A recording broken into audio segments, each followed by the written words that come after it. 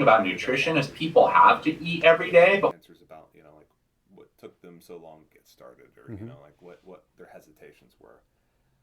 A lot of times it's poor experiences in previous places.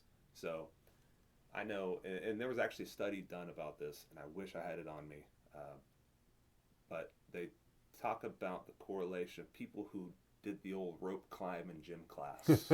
There were so many things that whenever we were in our youth, that it wasn't deliberate, but it did traumatize a lot of people. Stepping in front of the class, stepping in front of the class and doing the pull-up, doing the sit-up, doing the push-up, doing the run, and then, they rank you. They give awards to these kids. Listen. And then you walk in and out of the gym in that rank. Right. It's just a very intense thing for a lot of people, and a lot of times that was really traumatizing for people. So they always, or I'll go into like me personally, with athletics, I played basketball. Whenever you would get in trouble, you'd run.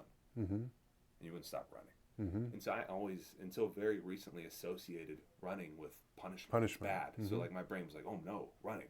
I like running. I enjoy it now. I'm a lunatic, I know, but I enjoy it.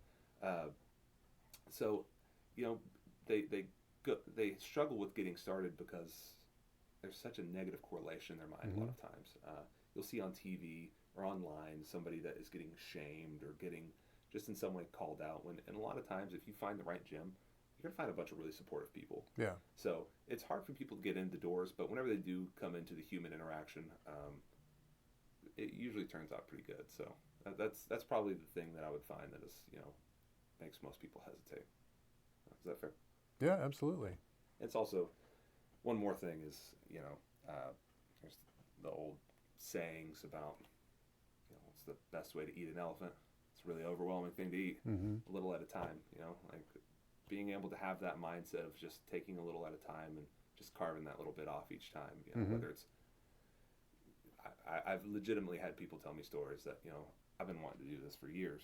I came in the parking lot last month and couldn't come in. I walked in the door and didn't sign up. All of those just little hurdles.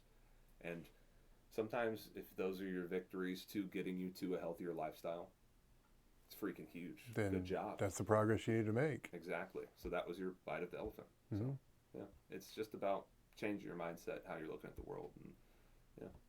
And, So, tell me what your number one fitness supplement do, and your number one fitness supplement don't. Okay. I definitely, my number one fitness and supplement do is prioritize protein and pay attention to your calories. Those are two things that are incredibly easy for people to look at. Have an idea of what you're doing. Okay. So I can get very specific and very down the rabbit hole for, the more specific people need to get. But right off the bat, if you're prioritizing protein and paying attention to the things you're taking into your body overall. So if I'm walking in like clean slate, tell me how to prioritize protein. What does that look like for you? That's a good question. So, the old answer of it depends.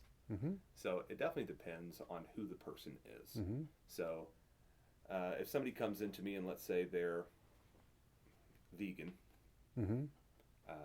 so then we'll really get into the kind of nitty gritty of the different ways to pair like the old rice and beans scenarios and all that to get your complete protein. So there's a bunch of different ways to get to that.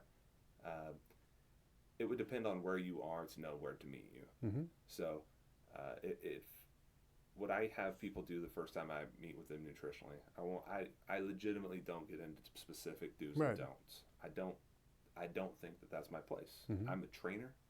I'm a gym owner. I've taken nutritional certifications. I'm not a dietitian. It's a different scope. But if I told you I was eating Rice Krispies for breakfast and peanut butter and jelly on white bread for lunch, how would you tell me to prioritize protein? It'd be pretty simple. Have one less of those off the bat. It's easy. A lot of people jump into fitness and are like, it's like the P90X intensity now. They jump right back to where they were, and they'll jump into health and dieting and be like, I'm only gonna eat this. Mm-hmm. and we're humans, Right. you know. So I have people log their food for a week. We sit down and we go over it, and we look at the choices that were Then made. you can really see trends and Exactly. choices and. And if there's something that I'm like, oh man, you eat a lot of cottage cheese. Cottage cheese is a phenomenal protein source. Have you ever looked at the zero cottage cheese? Do you like this lactase bother you? Mm-hmm. You know, does any milk proteins bother you in general? Yeah, there's actually a really good protein from here that you can do. There's good options with, you know, like a Fairlife milk or something like that. That's like an ultra pasteurized that has a lower caloric count outside of the protein. It has different like nutrient density. So there's a bunch of different ways that you can kind of peel that back. So it's just seeing the trends, and I tend to not villainize food. That's my don't. Don't villainize anything. Of course there's bad.